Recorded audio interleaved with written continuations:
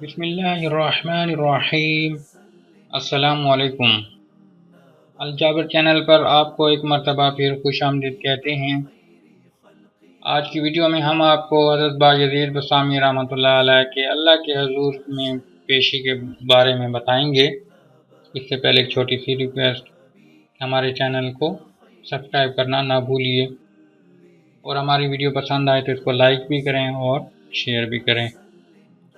حضرت بایزید بسطامی رحمۃ اللہ علیہ بہت بڑے اولیاء اللہ میں سے تھے۔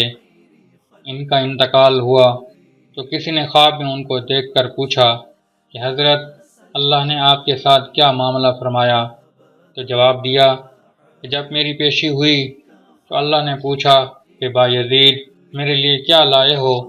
میں نے کچھ دیر سوچنے کے بعد کہا، اے اللہ، کوئی عبادت اس لائق نہیں کہ تیری جناب میں پیش کر سکوں، سب میں عیب و قصور ہے۔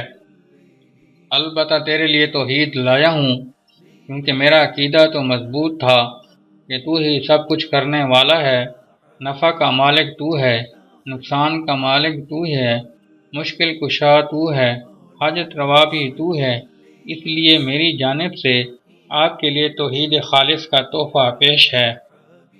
فرماتے ہیں، اللہ نے فرمایا کہ اچھا توحید لائے ہو، ذرا وہ دودھ کی رات والا قصہ یاد کرو۔ کیا یاد نہیں کہ تم نے کہا تھا کہ دودھ نے پیٹ میں درد کر دیا تو میں نے لا علمی ظاہر کی، تو اللہ نے خود یاد دہانی فرمائی اور کہا، ایک رات تم نے دودھ پیا تھا اور پھر تمہارے پیٹ میں درد ہو گیا تھا، تو تم نے کہا تھا کہ دودھ نے پیٹ میں درد کر دیا، تو بتاؤ درد میں پیدا کرتا ہوں یا دودھ پیدا کرتا ہے؟ کیا یہی تمہاری توحید ہے جس کو تم میرے دربار میں پیش کرنا چاہتے ہو؟ اس میں تو شرک کی آمیزش ہے۔